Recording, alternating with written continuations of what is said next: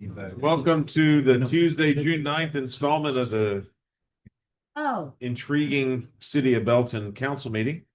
Before we get things going, we're going to have the Pledge of Allegiance led by Councilmember Craig Pearson. The Pledge to the Texas Pledge led by Director of Communication Paul Romer. And then I will lead us in an invocation before we call this meeting to order. Please rise. Before we get started, notice that in our pledges that we are one nation under God and one state under God, that there's no comma after the nation or start. So that's significant, both in the way we're formed and the way we desire to operate today. So let's say our pledge.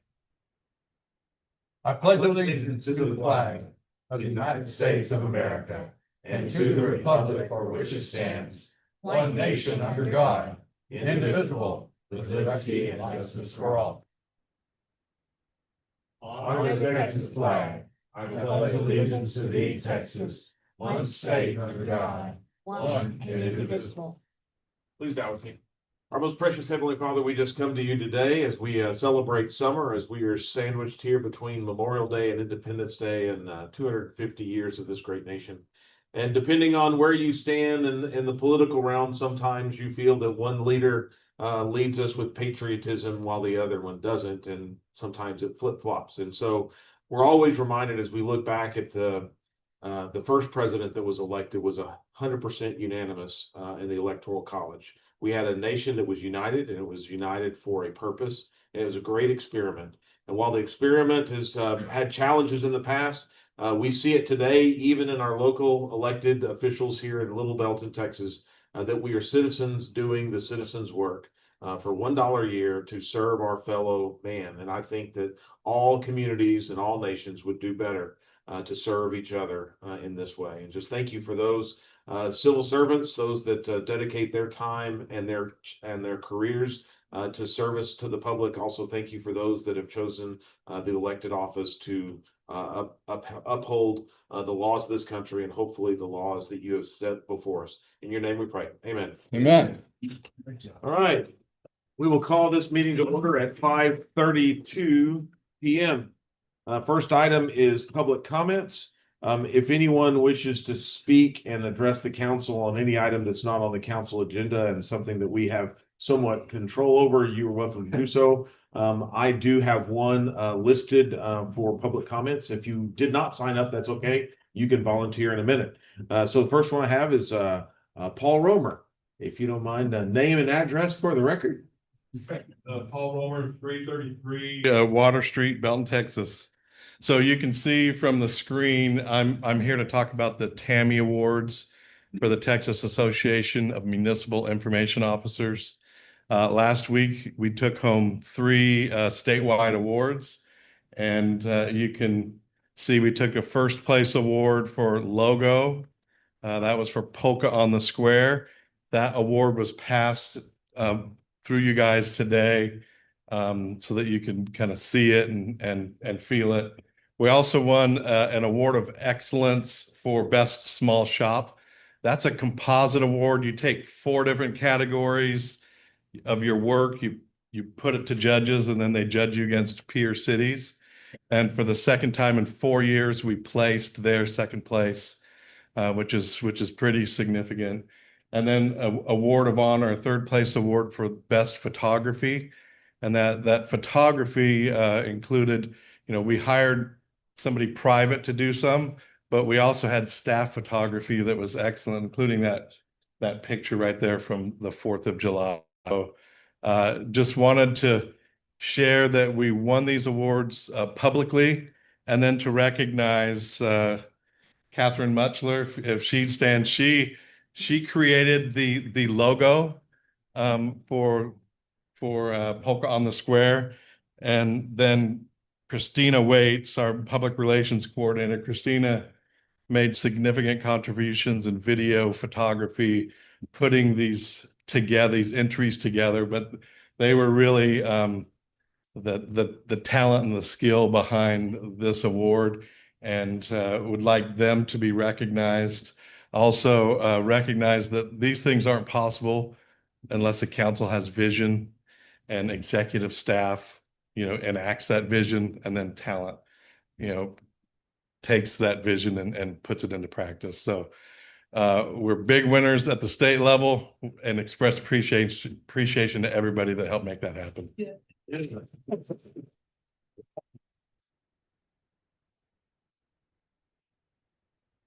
Congratulations. Best small shop for the best small town.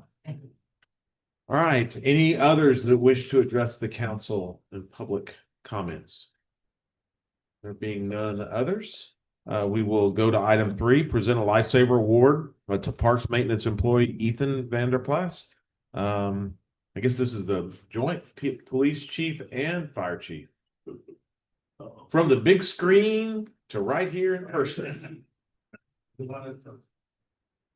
Mayor, council management, I'd just like to thank you for the opportunity to get up here and present this award. On May 22nd, a woman who was in mental health crisis decided to go ahead and step up on the Penelope Street Bridge. The water was still rising from some of the rain the night before, and she decided to leap off from the bridge. But the quick thank you, the selfless service of Ethan Vanderplas, which if you will come up and join me.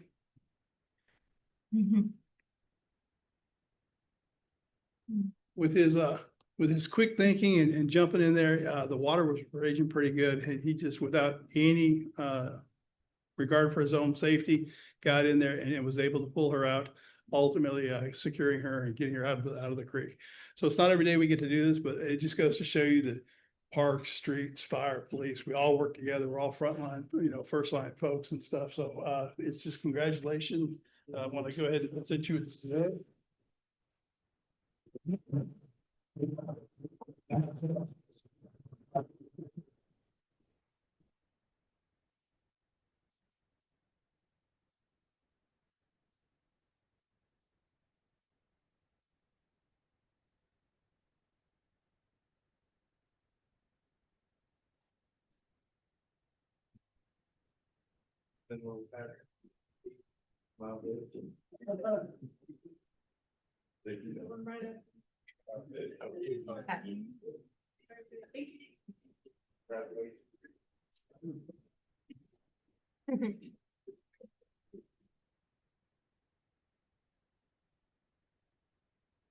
Thank you so much. I know that instincts take over in situations like that, and I know that that's probably something that will be with you the rest of your life, Ethan. Thank you for intercepting someone's path and in a positive way. So thank you very much.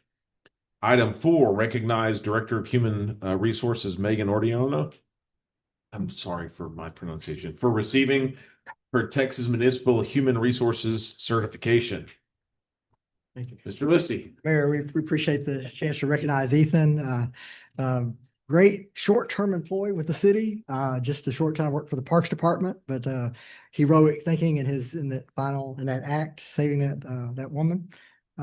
We're proud of him. We understand he's about to head out for the Air Force. He's been accepted into the Air Force, and so we just want to congratulate him for that continuation of public service. So very, very proud of him and look forward to what he's going to do in the future. So excuse me for making that little comment. So of course, Megan began the process with Ethan not too long ago as she brought him on board. So we're very, very proud of Megan. She has received the Texas Municipal Human Resources Certification certificate. She's completed that program. It is a program that's hosted by the North Central Texas Council of Governments. And in just the second class, they graduated 63 folks in HR professionals across the state. They engaged in a rigorous curriculum covering topics of public sector employment law, a unique branch of employment law for sure, employee relations and engagement, the Fair Labor Standards Act, compensation and benefits, performance management and conflict resolution, and organizational development. Through that program, HR professionals such as Megan have demonstrated a strong commitment to excellence, to ethical leadership, and to continuous improvement in public service. And we are indeed fortunate for her commitment to Belton. Congratulations.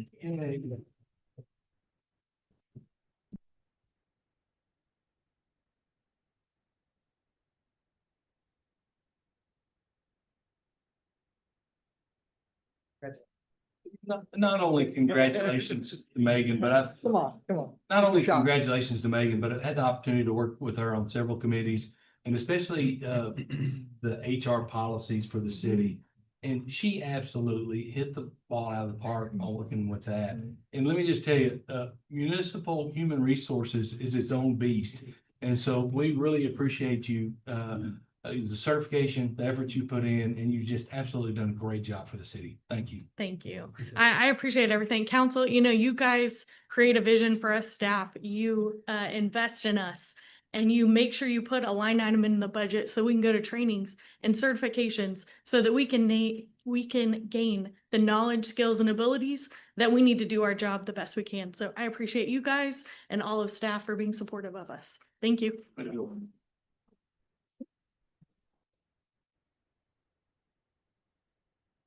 The next three items, 5 through 7, are on our consent agenda, and these may be enacted by a single motion by the council or may be pulled off. For the record, I will read these into the minutes, and council can enact those at the end. Item 5 is adopting the minutes of the May 26th council meeting.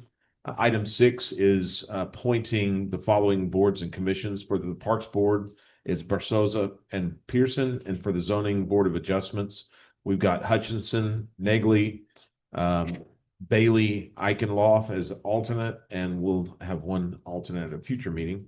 And item 7 is authorizing the city manager to increase the professional services agreement with Half and Associates for engineering services related to the IH-14 extension project segment 1 design.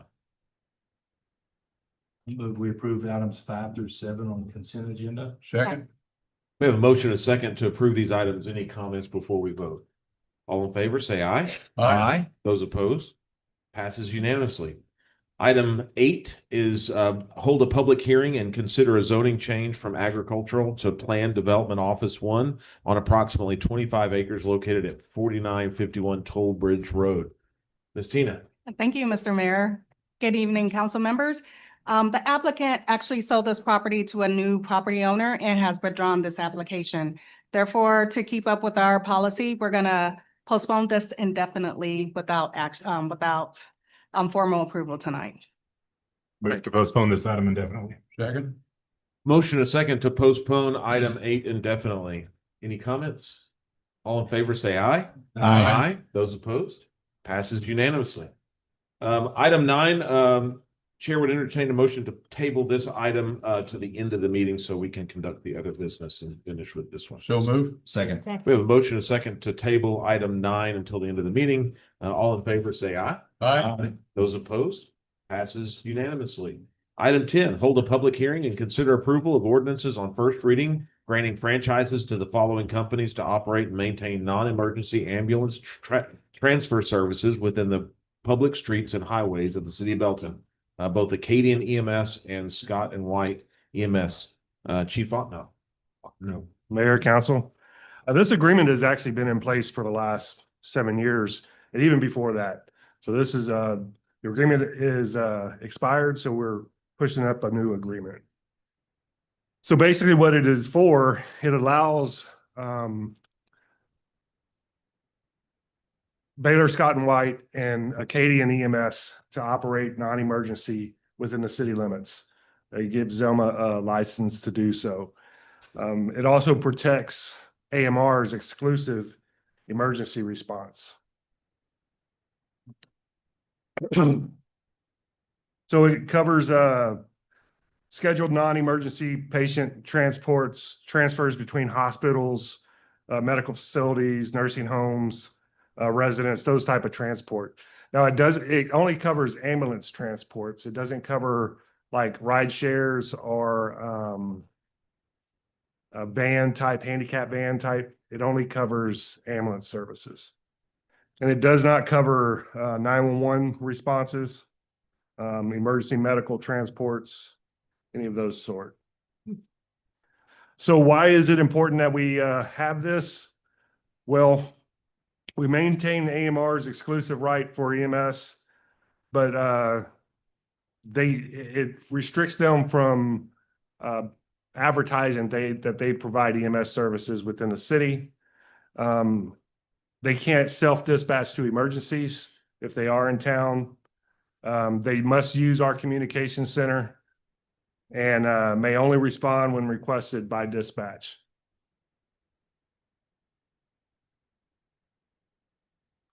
So it's a 5-year term with 2 additional 1-year extensions.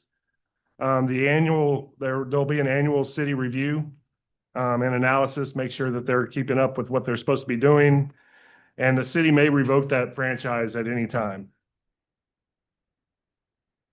It makes sure that they are state regulated and state inspected and state licensed as a BLS or an ALS provider.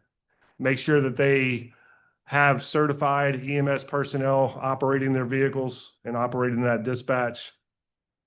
It also ensures that those type of transports are available 24/7.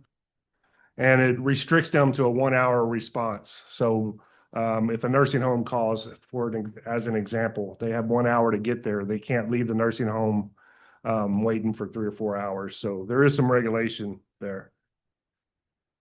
There is a fee structure. So 5% of the gross bill that happens for that transport should be charged by the city to that transporting company. Payments are made monthly. There's quarterly reporting requirements, and the city retains audit and inspection authority. Any questions? Anybody involved in scheduling at all, of any of that, or is that outside services handling all that? That's the outside service handling all that. And 5% such a standard? Yes, 5% is industry standard. And I was just gonna ask, you mentioned the transport, like the ride share. Mhm. I know that is a huge need around here. Is it they provide that, but we're not allowing them, or like what is the? So Baylor Scott and White, I know for sure, has like a handicap van that can go pick up if they just have a doctor's appointment Yeah. and they don't have a ride. They have a handicap van, but that doesn't fall under the franchise agreement.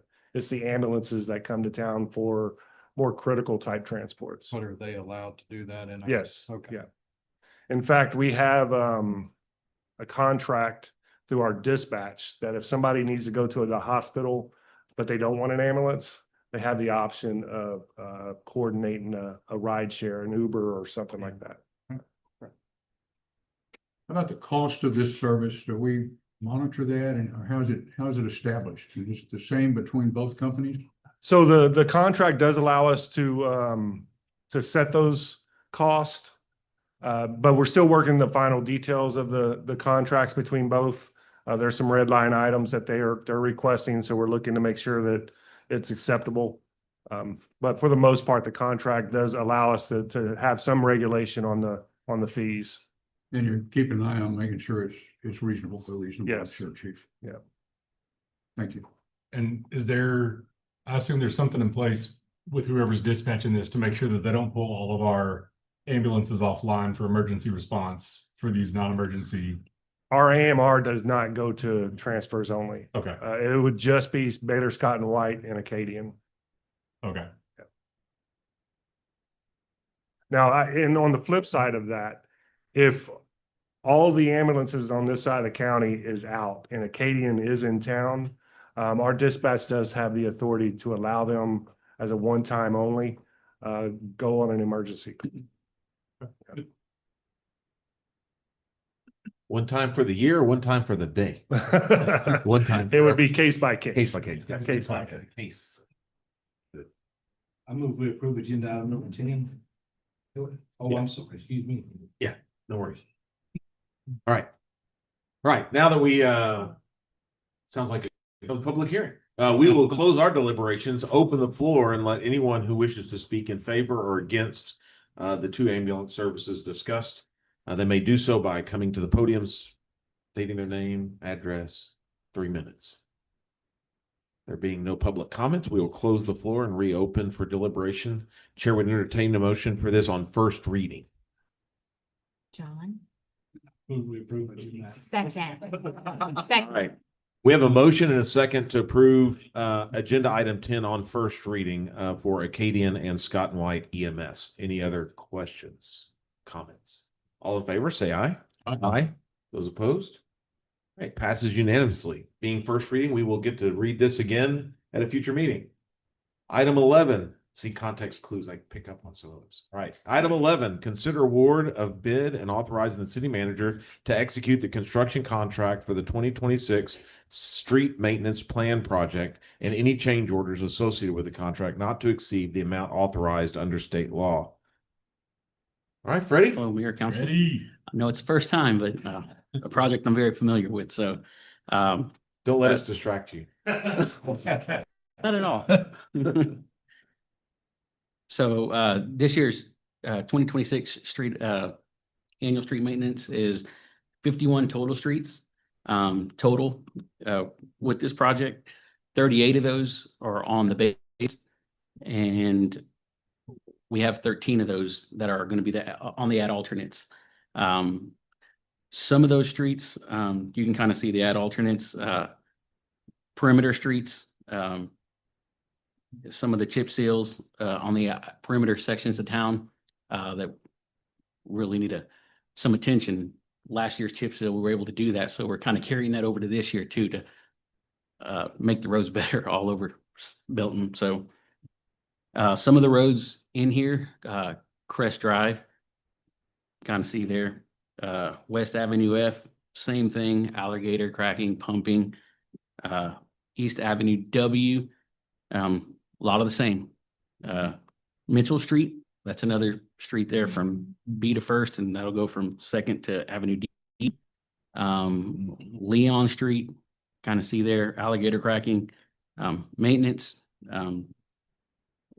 Second Avenue, that's one that if you notice right now, we got that road closed. I want to touch on this one a little bit. You can kind of see the railroad tracks there at the bottom. Some of these roads in the downtown area, we haven't been able to do because of the railroad tracks. So where we're at now, and kind of want to thank you guys because y'all allowed us to buy some new toys. We have an excavator. So what this next slide here will show you kind of what we're able to do here. We're able to get those tracks up. It makes it a lot easier for us to get that out and actually repurpose that road, resurface that road. We're going to reconstruct that. That'll be a brand new street there to kind of to match what we got there next to the Journal. So appreciate you guys letting us get those toys, the right tool for the job. So, and 125 miles of road is kind of where we're at right now. 4.505 miles is what we're projected to do with this 2026 street maintenance.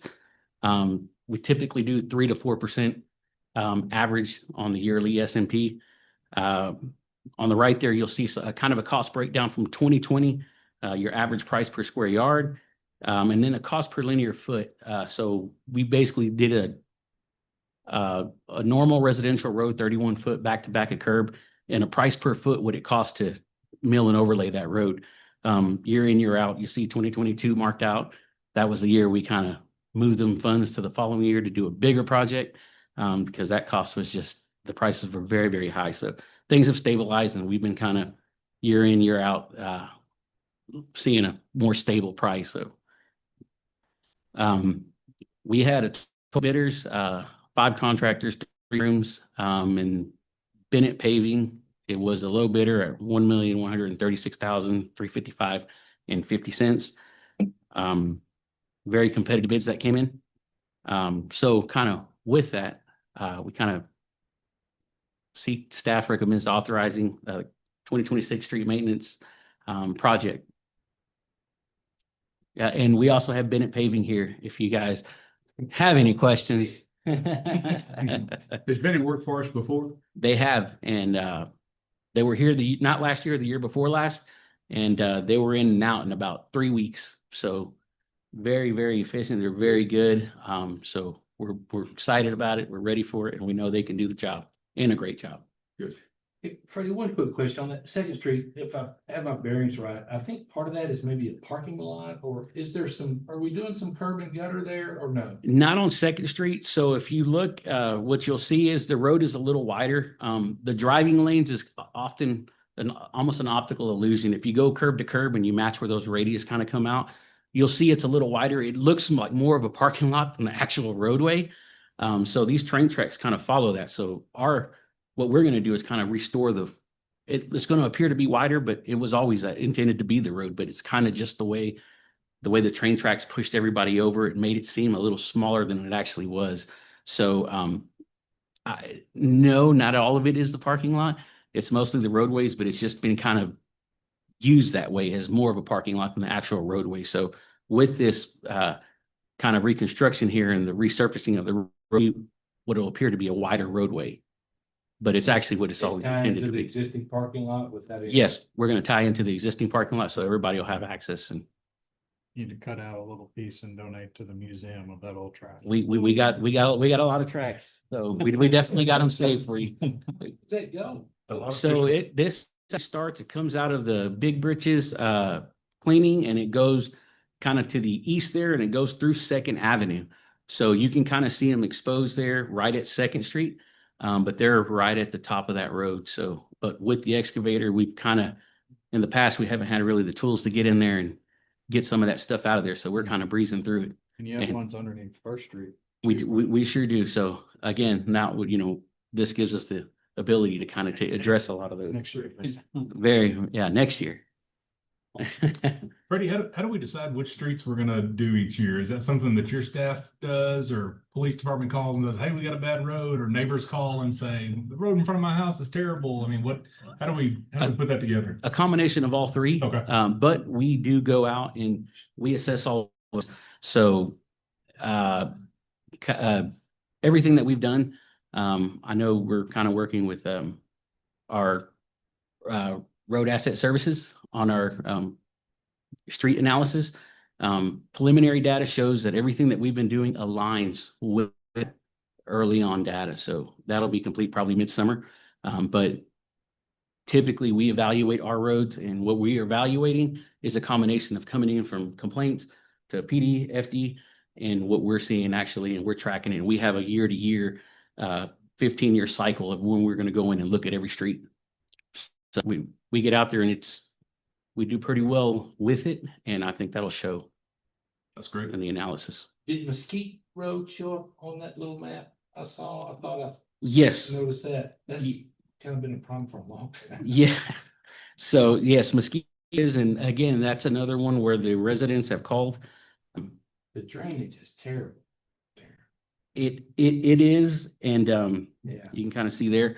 So the drainage has always been a problem, and some of the bad storms we get, it seems like it's all or nothing. So some of that pipe even washed away. So we went in there and we had to basically put the drain back and asphalt some of the slopes in there to kind of keep it keep the road together.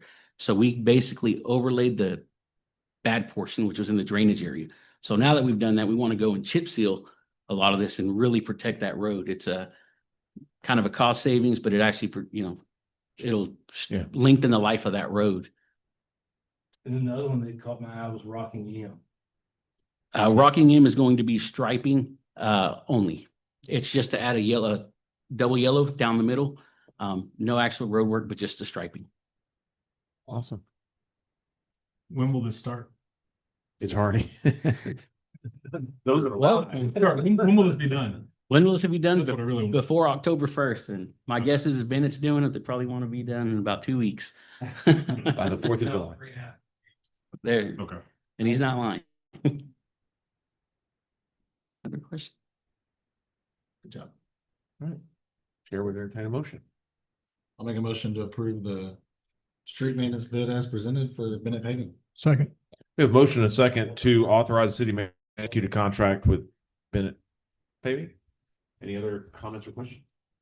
I will say that presentation is hot off the press. I mean, that was from today, right? Yeah, so I drove, it's like, what the heck? It's like, oh, those are the railroad ties from the, it's like, it took me extra 2 minutes to get home because I had to like go around the construction.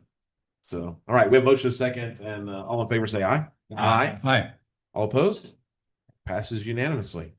Item 12 is consider award of bid and authorizing the city manager to execute a construction contract for the Spring Street East Central Avenue Bridge Replacement Project and any change orders associated with the contract, not to exceed the amount authorized under state law. And I think we have one of our partners here. Yes, we do. Yeah, Mr. Sam Garrison. yeah. I'll let you. No, Yeah. thank you, Mayor and Council. This is an exciting project I think we all are aware of, and so happy to get this going.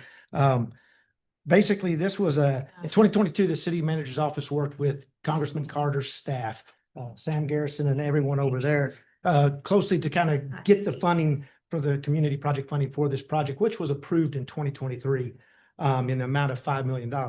Also had some tax increment reinvestment zone monies in there also for kind of a local government 20% match. Also have been working alongside KPA for the design. I know we've got Casper, Patrick and Associates, John Simchick back here, and been working with them and TxDOT during this. And now we're finally in the construction phase. So it's an exciting time for the city of Belton. Just to give you a little view of this area, you're pretty familiar. You've seen this before, but you'll have a bridge span over Nolan Creek there on the east side of 35, and it'll have some street parameter improvements that'll tie you back into Central going towards the fire range to the east. It'll be a 325-foot linear bridge that goes across Nolan Creek, 2-lane roadway, 31-foot wide, connector, obviously what I said there for connecting the roadways to the east side of Central, which will, play a factor in and such down the road. Also have 8-inch water line that'll tie into that area to increase the line size, and some street lighting. Wanted to kind of give you a little video here to show you this area. Over the past few weeks, we've had these rainfalls that have came our way. We've had 11 feet at Main Street Bridge on our monitored flood levels. And basically what you're seeing there is probably at about 8 to 9 feet level. When you get to this one here, this is when you're hitting about the 10 to 11 feet. And that's an after effect of what you saw in the video. And basically, this is going to allow for flood mitigation in the area. It's going to allow for emergency vehicle access, essential city infrastructure, and facilities that are back in that direction. We have our main lift station for our sewer, plus the shooting range and all that for the PD. Developmental opportunities in that area will thrive and flourish. And also we have the removal of the low water bridge crossing, which is the big aspect of all this. We had 10 competitive bids and they were opened on May the 5th. The OPC for this was a little over 5 million, and we had a bid differential there between 4 and 7 million. Low bid was Yoko Excavating out of Belton. We have Javier and his team over here also with Yoko. Went through those bids, and Yoko had the qualifications and the capability to do this project, and we feel great about moving forward with this. The construction schedule right now is a 360 working day project. So hopefully within the next year, we'll have that done and out of the way. It is the staff's recommendation to authorize the city manager to execute this contract and any change orders that come with it. Awesome. Any comments or questions? Two questions. With this project, a couple questions on the proposed layout, the road with the turnaround, the cul-de-sac, with the proposed plans we've seen from TxDOT, is that what, do we have anything under that road? Is that, or like easement, anything we have to keep, or is it even worth building that portion? Or like rebuilding? I'll take that one. Good. Yes. We think it'd actually be valuable because we have the right of way. Okay. The most important thing. But for the time being, obviously we're targeted a time between this getting built and the road. So we do think that little construction, that little turnaround, it's actually going to open up a really nice park section down there. But yes, the jug handle, which we have coming soon, hopefully, and would really possibly tie in well to what we've got designed. Oh, I wasn't even thinking that far ahead. Okay. Yeah.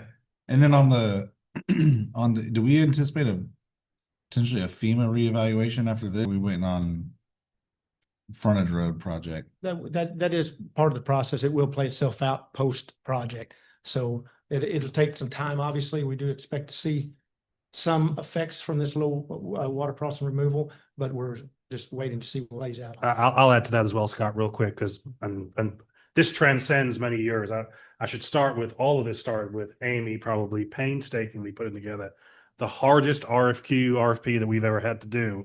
But real quick on that, on the FEMA, we hoped that by taking out this last low water crossing, the base flood elevation would reduce in our area. And we have a lot of businesses along Central Avenue and the surrounding areas that obviously have, that affects a lot. It affects your ability to loan money, it affects your annual flood insurance. We were hoping to see that come down. Unfortunately, the base flood elevation only really came down less than an inch, virtually nothing. But what John and his team with KPA were able to do was really analyze the area and get better information. And you'll see several areas around our town, around our downtown, come out of the floodplain. But that will happen post-construction. They will submit the CLOMA. The big impact, what I was hoping would happen the first time, we now believe will happen with TxDOT, because those frontage roads moved and they'll be elevated. And so you can, if you've ever been down Liberty Park, you see how that just dams up and it compounds the problem. So we think once that gets done, you'll have a very quick moving creek through town because it's in getting out. But that would hopefully reduce the base flood elevation and maybe give some real relief to business owners along Central Avenue. I'm kind of glad I don't know much about bridge design, but is this gonna kind of help with debris pile up and log jam? And It will. It just is amazing what all we catch. Yeah, it in a will. big flood. As Matt mentioned too, it'll free flow that It'll- in that area where that low remove bridge it. comes out, low water crossing. Yeah. The I-35 component will also be a big factor and a big help because that piles up a whole, significantly also.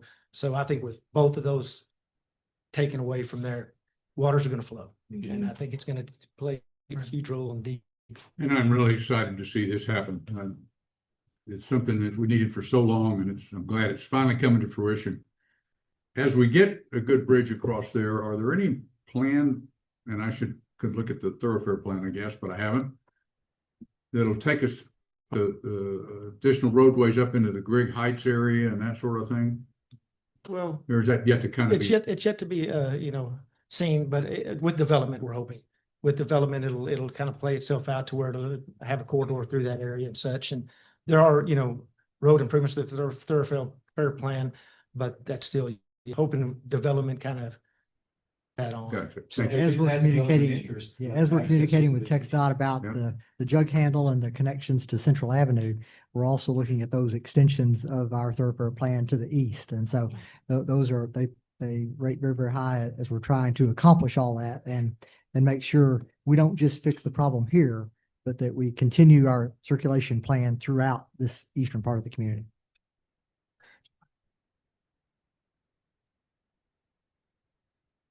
I move to approve agenda item number 12.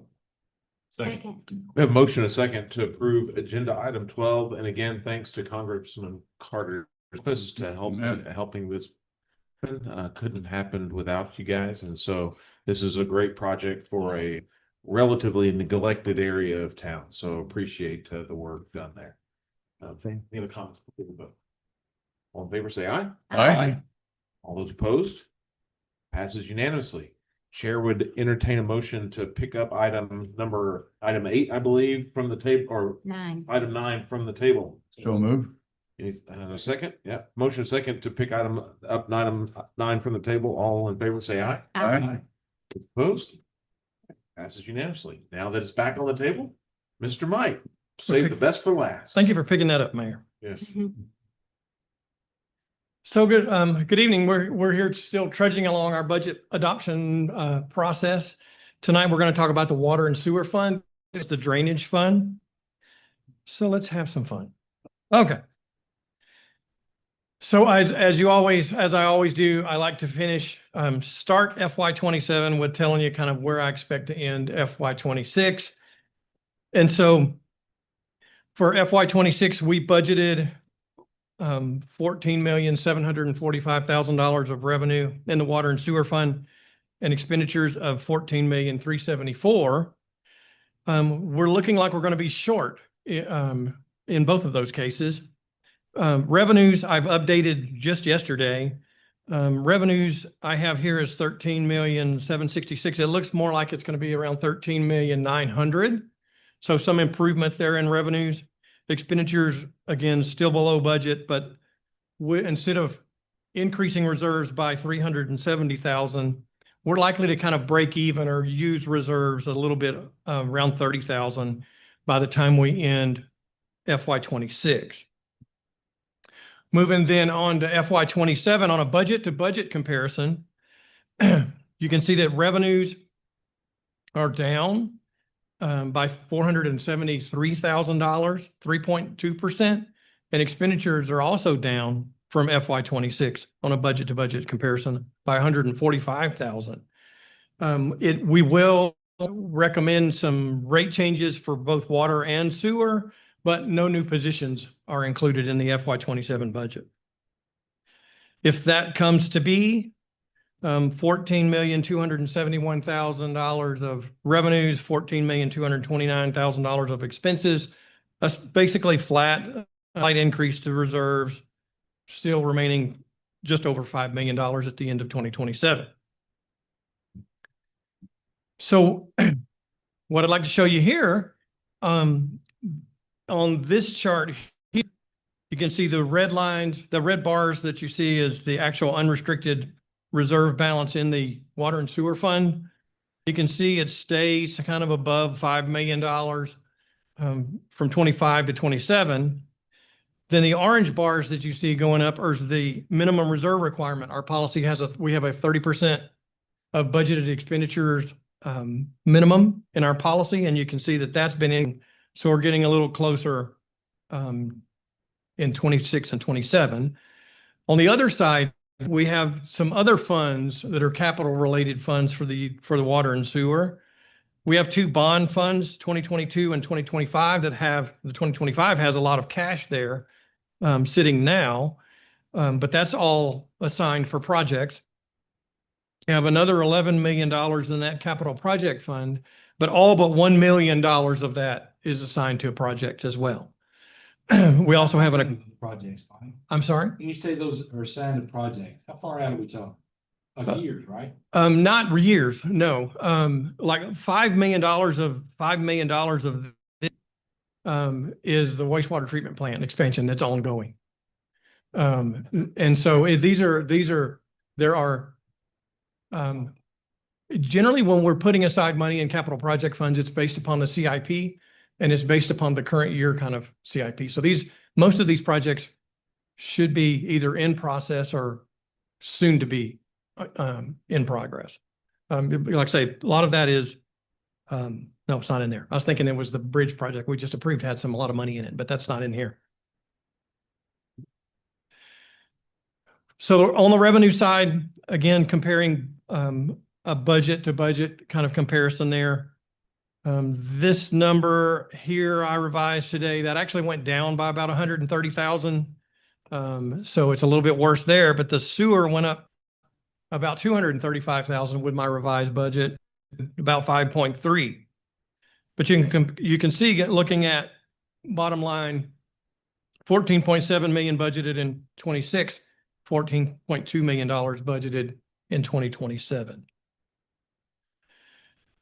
So let's talk about rates for a tad. Our meter, we have rates structured. We have a base fee by meter size and then volumetric rates as well. So there's a lot of numbers here, but let me walk you through some of that. So when we did our utility rate study in 2024, that's this side over here, our rate study recommended rates for the next 5 years, so 25, 26, 27, 28, and 29. And for 2027, so you were supposed to have a jump from 2025 to 2026, and then another jump from 2026 to 2027. This is what we actually did. So in 2026, instead of having a rate increase in 2026, we decided to leave it flat and not increase rates at all in 2026. Because of sewer rate significant. We thought about increasing sewer rates. We didn't even increase sewer rates in 2026. We talked about a mid-year kind of thing, but instead we've just left them flat. So what I'm proposing in 2027, let's just look at that top one. About 90% of our meters are 5/8 inch in size. And so I'm proposing in 2027 an increase from $18 to $19 which falls in line with this side right here. And so instead of adopting the 2027 rates that are in our study for water, I'd recommend moving up and still increasing, but moving into that 26 column as opposed to the 2027. A little easier to see on this same exact thing. So on the volumetric side, we would have an increase from 375 to 394, which is the rate right here that was in the study for 2026. Instead, it would be the rate that we would adopt for 2027. Our non-residential class is a kind of a flat fee. Again, same thing. It would be a 20 cent per 1,000 gallons increase, but it's 420 as opposed to, it's a 5% increase to 420 as opposed to this 441 that you'd see in the study.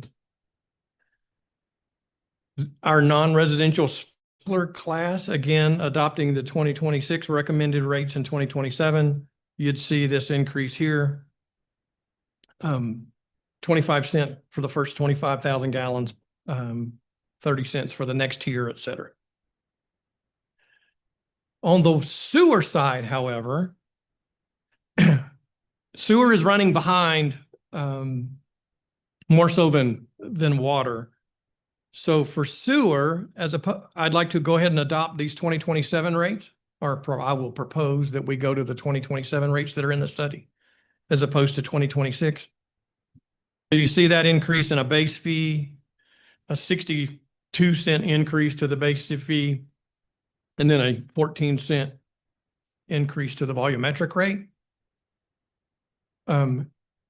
What you need to remember too on the volumetric rate is we cap the sewer charge based upon the residents' winter average. So even though that's a 14 cent increase, if their winter average is 3,000 gallons, they'd only pay 14 cents more because of that cap. I mean, it wouldn't be any more than that for the future years, future months. On the expenditure side, expenditures, as it says, going down from 14,374,000 to 14,229,000. The changes you see there are related to transfers. That's one. Transfers for capital projects is going down. Our water purchases are going down a tad too. Personnel costs going up slightly. Yes, sir.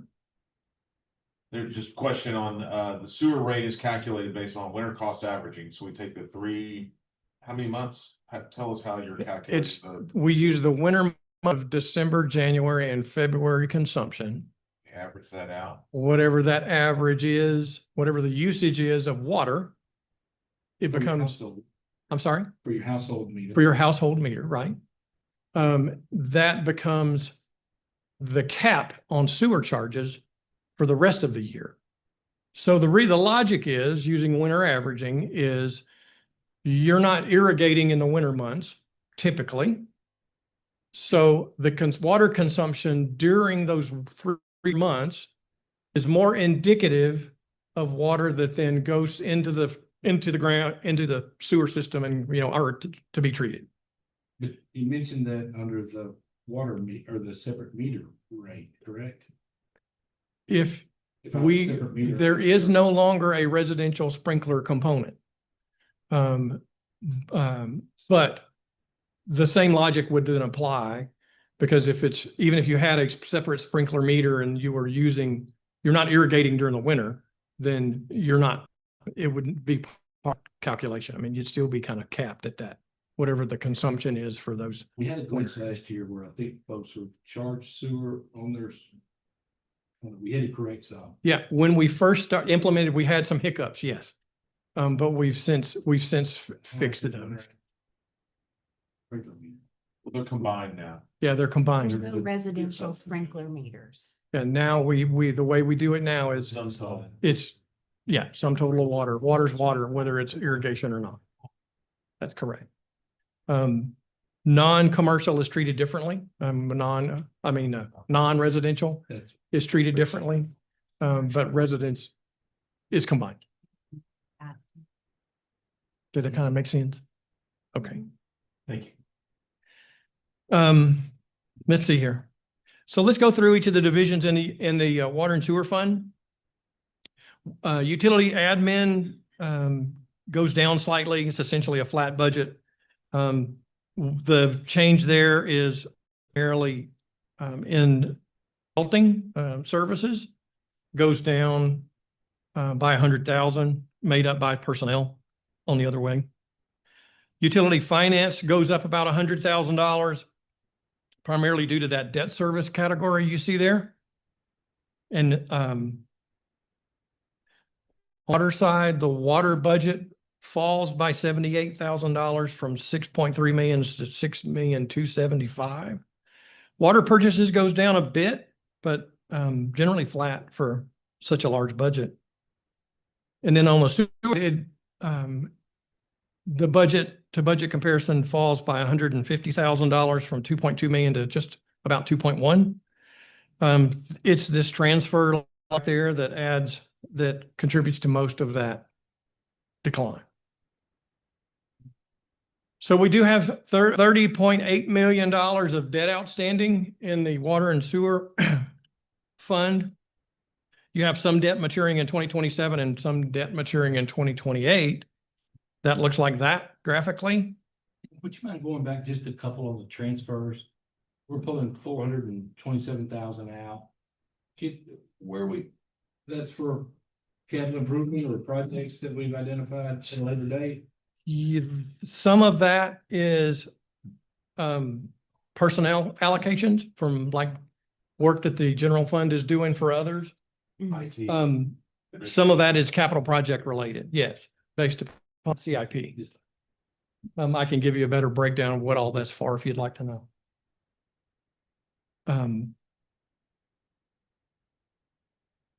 Where were we? Here. So this is our debt service over the next several years.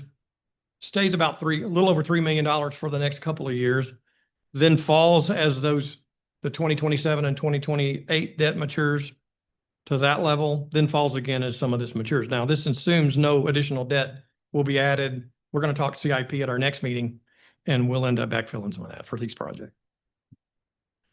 Our other fund is drainage in the utility side. Drainage moves right along in 2026. It reserves by about $1,000 to $379,000 at the end of the year. Flat budget here from one year to the next. Revenues $682,000, $623,000 for expenditures. No rate increase though for drainage because we were doing the water and sewer side. We felt that just leaving the rates unchanged in drainage is probably a good way to go there. No new positions as well. Here's another fund where I'm showing you that the unrestricted fund balance has grown with some difference between the minimum fund balance and current. This is another fund also that has 800,000 in it in capital project. All 800,000 of that is going towards the Avenue I detention pond project. Back Yes. up to the drainage really quick. Here? Right now, so when it floods and we get all the trash along our drainage ways, anywhere from a little inlet that goes into the creek or the creek itself, how do we pay for the cleanup of that? That is a good question. I do not believe it's reflected in the expenditures. I was And gonna so make I think we're mowing detention. mowing detention. Mowing, mowing, maintenance of detention ponds is included here. But When you have a Nolan Creek- big event, Portion of Nolan Creek is also drainage. But right? I think that's probably parks. I think there's a lot of public works and parks that is doing work for this and we're underreporting. I think regardless of what the revenues are, I really think we need to look at how we're reporting the expenses of that. Mhm. And if it runs as a deficit, then it runs as a deficit. Okay. And then, because honestly, it'll put pressure on us to get this fund where it needs to be, because I think we're underfunding this pretty Yes, that is a true statement. And you would also take that out of property tax budget. Move Yeah, so it that's, to yeah. billing budget. That's right, a utility budget versus Versus property tax consumption. budget, which Yeah. means more people participate on the utility Correct. budget. And we're really focused on mainly homeowners on this. Anyway, so I just, Yeah. it's something, as we think about utilities versus ad valorem tax, there's a lot of pressure on property tax. So I really think we need to at least report it for the next year or something, Mhm. even if we don't go up on the fee. Yeah, well, we will certainly have some discussions with department heads and make sure that we have that kind of, everything incorporated that we should. Yeah, because when we get chainsaws out there to chop up limbs on a thing to then drag it off, Yeah. I don't think drainage is paying for that. No, it would probably whatever budget that person sits in is probably who's paying for that work. And no different in a business drainage fee versus a residential drainage fee? There is, Yes, we do. It's a flat fee for residents. Commercial is based upon impervious surface cover. So your large parking lot would pay more for a drainage fee than your average homeowner. So an example is on Sparta, where you've got a lot of those businesses and may have, I don't know, eat a donut and have a cup and it gets washed away. Yeah. They're contributing a lot of those impervious areas, Walmart parking lot, True, HEB, the schools, they all contribute to a lot of the trash we pick up at Nolan Creek. That's correct. Yeah, and so they would have to pay a little more. Perfect. Thank you. And we do not get reimbursed for cleaning up under TxDOT's bridges, right? I don't believe that's the case. I don't think we do. They clean up under their bridges, we clean up under ours, I think, unless. Move it over so it floats. We do Maine, I think. I think we clean under Push it Maine. down and let it go. Yeah, they've got to about annually, each October, they clear it. And then we tend to do it a couple more We should run times it right now. where we can get to it. So you'll see us on the Main Street Bridge. You'll see us on the, Penelope, those areas we try to get. And what about Interstate 35? Yeah, That's no, the once a Interstate year. 35 dam. Once a year, yeah. So as far as moving those expenses into the drainage fund, practically speaking, you would just, if we have a big flood event and all the park staff and public works staff goes out, and we're just Goes down coding, there. hey, for these 3 days, they were doing drainage projects, and so we're gonna pay them out, reimburse out of the drainage Reimburse, and then what we fund. do is we then have to fund the drainage fund with general fund. Because we're doing it out of general fund anyway, but at least we're recording it left pocket, right pocket, we know who the culprit is. I'm sure we have some, do we code our labor differently when things like that happen? If we're filing for reimbursement, like with a FEMA type event, It's Wednesday back there. yes, we would. So the tornado one. we Yes. Coded. So I mean, we obviously have it's probably Well, I don't think we have drainage Not normal employees. stuff. Yeah. So when we do mowing, we have to code yeah. for that. Yeah, it's a bit of a record keeping exercise to do that correctly, but yeah, we can try to capture some. Again, on the expense side, essentially a flat budget from 620 to 623. The differences there are our flood warning system was upgraded here in 2026. And so costs go down in 2027 for that. Personnel and transfers then pick up some of that slack. So where we are then, a $59,000 increase to reserves potentially at the end of FY 27 to get us to $438,000. There is a little bit of debt outstanding on the drainage side. That matures in 2028. It looks at. And then, so where we are on the utility funds for our proposed budget, we'll probably propose rate increases for water and sewer, and the expenditures for water and sewer are pretty flat. And then again, no increase to drainage fees for FY 27. That takes me to there. I'd be happy to answer any questions. Any questions or comments that haven't already been asked? Mike, are we having to pay any arbitrage for the bond funds that we haven't used yet? I did write the IRS $180,000 check recently. But that's not a bad thing. That just means you're earning more than the yield that was on the bonds. And it was an older issue. I don't remember which one it was. But yes, it was a big check, but we were prepared for it. No, each year we ask a consultant to do our arbitrage calculation. So we saw this negative arbitrage that was coming. And then they recommended that we go ahead and so we would get that out of the way. I think it was 180,000 or 112,000. Yeah. Not as bad as I thought, but that money's gone. Yeah. Thank you. Mike, I have a couple questions. Yes, ma'am. Just trying to identify just kind of the true cost on the residential, the basic residential increase. So you've got on the base rate $1. I'm getting there. Hold tight. Yes. And then on the rates, basically for that, anything over the 2,000 in that first category between water and sewer is 81 cents. Correct. So we're looking at basically, kind of the lower end of everything, $1.81 increase for a pretty typical standard residential dwelling. Okay. If I did a quick calculation of what I'll call kind of a typical customer, and there's really no such thing as a typical customer, but someone who uses 7,000 gallons of water, that's water consumption, and their winter average is 3,000, which is a pretty typical. In that case, the change from 26 to 27 would be $2.73 a month. So less than $3 a month with these rate increases that we're talking about for that particular customer. Just for water? For both water and sewer. Yeah, I'm trying to Total. look at both, just an overall increase on your resident. Okay, Yeah. thank you. 273. So Mike, what's the percentage increase for that average customer? Tim. 10%. 10%. Um, 10%. $2.73 divided by 63.27. So, Thank you. so it goes to $66 from 63. 4%. Yeah. Thank you.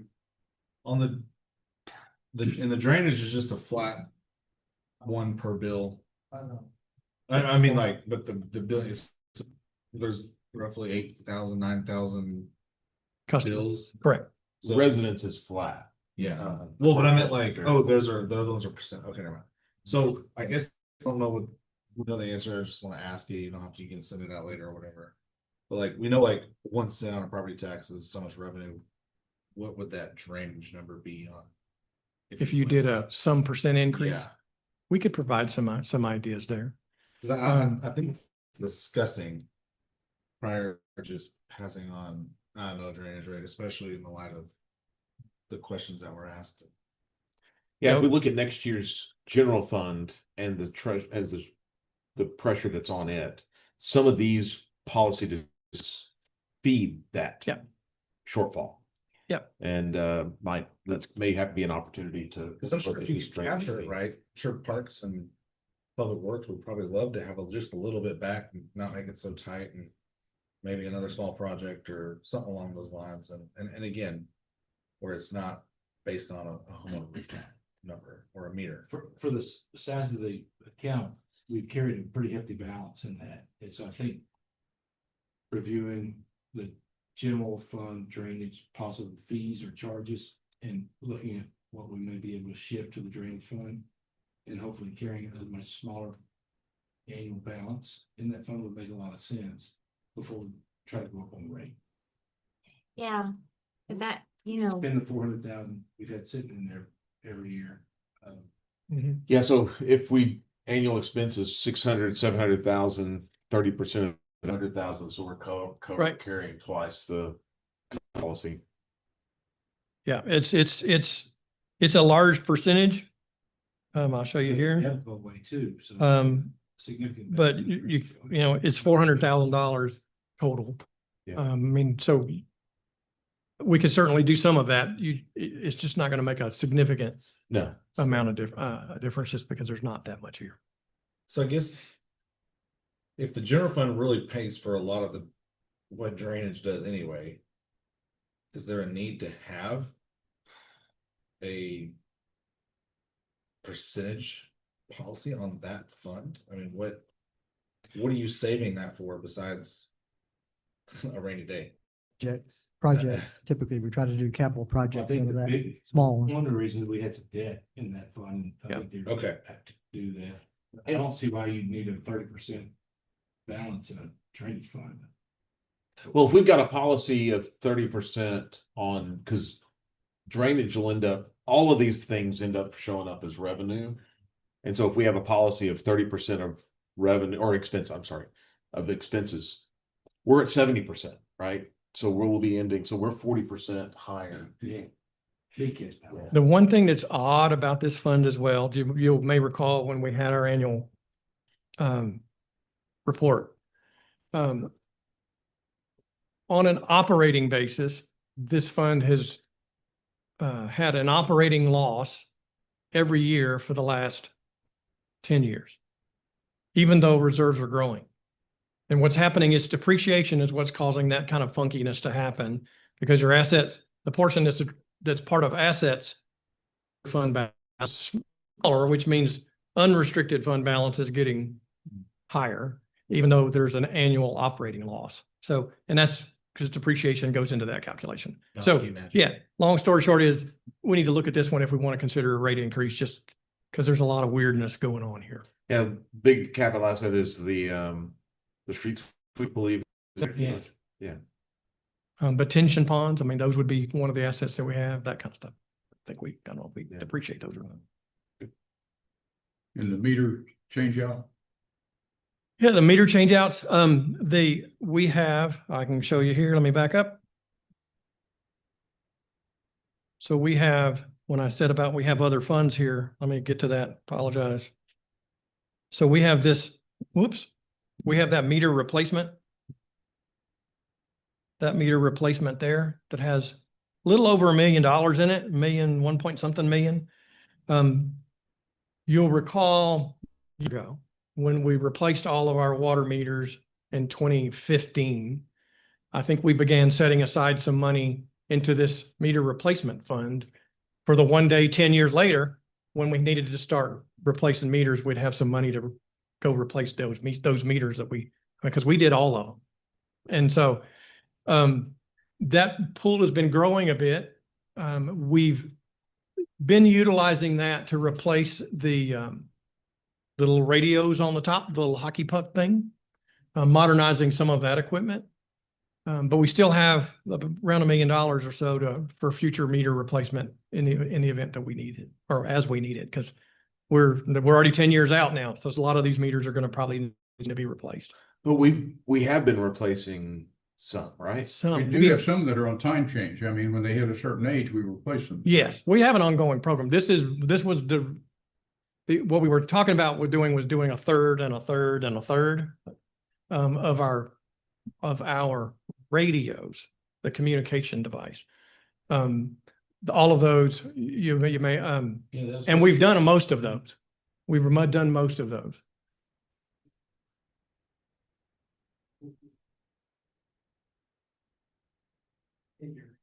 Yeah. Which gives us real-time feedback, right? Yes. Those help a lot. We can identify leaks that way. Rates are recommended. We'll have another chance to. Yes, this is just what I have. I have the revenue that's reflected from these proposed rates in the budget that we're talking about tonight. We're not adopting those rates. We'll have that discussion as we get in. But yes. Any other comments, questions? All right, that being the last item on our agenda and being a work session, no action is required. We stand adjourned at 6:39 p.m. on Tuesday. Better than what it's been. Good job.